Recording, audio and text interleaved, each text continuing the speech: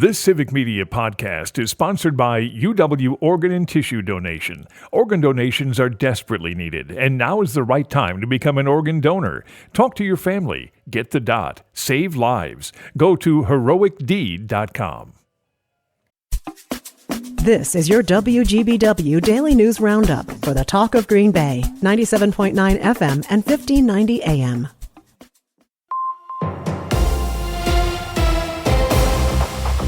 For 97.9 WGBW News, I'm Lisa Hale. Over 97,000 people in Wisconsin cast their early in-person absentee ballots the first day that they could, resulting in long lines at many polling sites. According to the Wisconsin Elections Commission, the influx of voters caused a slowdown of the WisVote computer system that clerks use to print labels placed on the outside of in-person absentee ballots. As of Wednesday, over 475,000 absentee ballots have been mailed or cast in Wisconsin. You can find your early in-person voting location at civicmedia.us/vote. In a state like Wisconsin, where elections are decided by just 1 or 2 votes per ward, every single vote is important. So says Brown County Democratic Chair and candidate for the 88th Assembly District, Christy Welch. You know, sometimes people say, I don't know if my vote matters. Every little bit all together, it definitely matters, especially in a state like Wisconsin, where our margins are so thin. Welch added that Americans should never take their right to vote for granted. Minnesota's First Lady Gwen Walz is coming to Northeast Wisconsin Friday to campaign for Vice President Kamala Harris and Governor Tim Walz, and to encourage early voting. She'll appear in Green Bay Friday morning, and then will travel up to Marinette for the afternoon. The Brown County Board of Supervisors approved its 2025 budget this week, including the county's lowest property tax rate on record.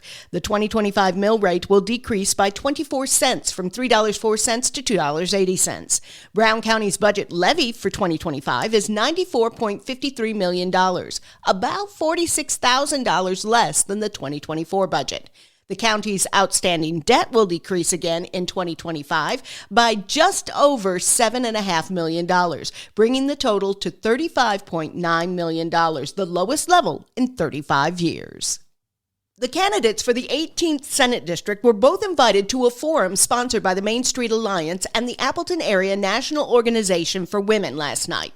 Democrat Kristen Elfheim says she will work in a bipartisan fashion. I have had great experience and have found great value in helping both sides find what's purple in a topic. Help our communication be better, and so that we can realize we oftentimes have a shared vision.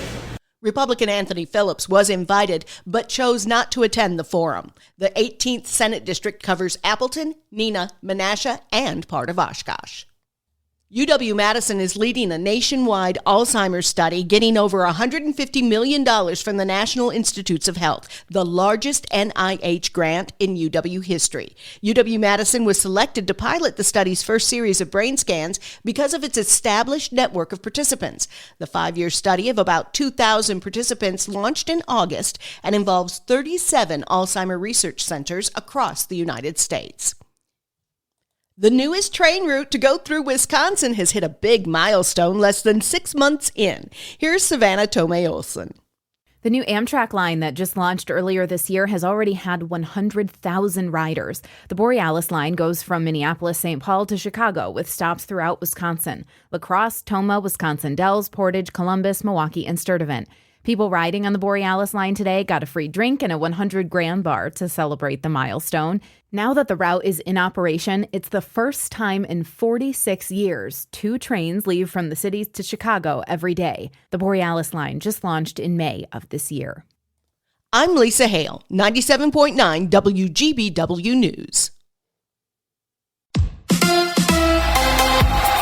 The Bucks win on the road. Hi, I'm Mike Clemens with sports. NBA, the Bucks won their season opener in Philly, 124-109. Did they get a break since the 76ers' Paul George and Joel Embiid were both out with knee injuries? Doc Rivers. No, I mean, we didn't have Chris, which is one of our key guys. But we're not worried about the opponent right now, honestly. We're more worried about how we play. The Bucks host the Bulls tomorrow night. College football, the Badgers host number 3 ranked Penn State Saturday night. Luke Fickell on facing that tough Nittany Lions defensive front. They're going to move all around. They've got really, really good athletes. I think obviously that's where the strength of their team is. NFL, Matt LaFleur inviting his close friend and former Jets head coach Robert Saleh to practice. Will Saleh be joining the coaching staff? It's pretty fluid. I think it's important for him to spend time, obviously, with his family. So he's staying through Thursday and going back on Friday. The Packers play the Jaguars in Jacksonville Sunday. With sports, I'm Mike Clemens.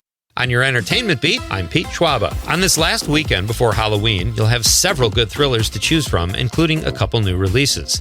Let's start with Conclave, a murder mystery set in the Vatican, when the church hierarchy gathers to select the new pope. The film stars Ralph Fiennes and is pulling a 95% on Rotten Tomatoes, and it's rated PG. I didn't think they made PG films anymore. And if you're in the mood for a sci-fi Marvel film, check out Venom: The Last Dance, starring Tom Hardy. This is the final film in the Venom trilogy, but beware, it has not been made available to critics before opening night. There are also a host of scary flicks still in the theaters, including Smile 2, Terrifier 3, and Beetlejuice. And if you're lucky enough to live in a city showing the animated Memoir of a Snail, it might be worth a look. Although animated, it is rated R and is considered an Oscar contender for Best Animated Feature. Memoir of a Snail is currently pulling a 100% on Rotten Tomatoes. Let's go to the movies. Stephen King's novel Carrie is about to hit the little screen. Prime Video has announced that Mike Flanagan will turn King's novel into an 8-episode series. Flanagan has worked on other King stories, including Dr. Sleep, which was the sequel to The Shining. Carrie is the novel that put King on the map back in 1974.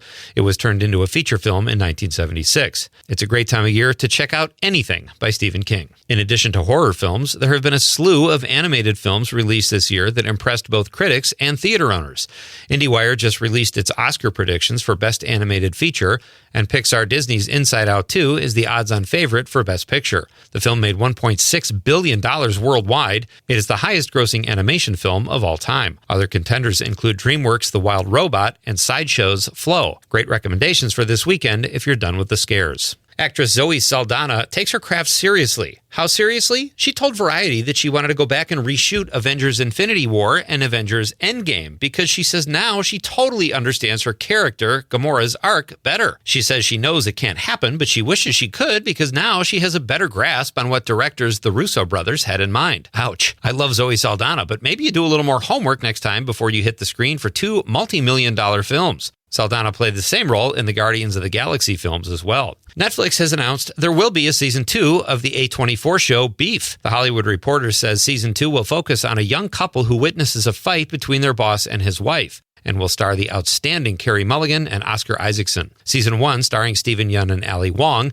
took home 8 Emmys. Isaacson and Mulligan worked together previously in the Coen brothers film Inside Llewyn Davis. For more showbiz fun, tune in to Nightlight with me, Pete Schwaba, weeknights from 6 to 8 p.m. on the Civic Media Radio Network. Mostly sunny with clouds gradually increasing by late this afternoon. Our high today, 64, with wind out of the south at 5 to 15. Scattered showers tonight, low of 45. Tomorrow, sunny, 62. The weekend, very pleasant, fall-like with sunshine, and highs in the 50s to near 60.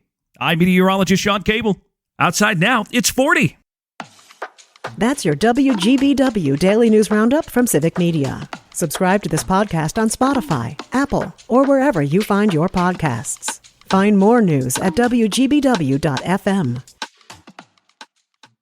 The national news cycle never stops, but it can be hard to find news about your local community. Civic Media is dedicated to providing quality local and state news coverage across Wisconsin. With the Civic Media app, you can get notifications about local stories that matter to you and your community. Find the free Civic Media app in your phone's app store and choose notifications from the menu to tell us what kind of news you want to hear about.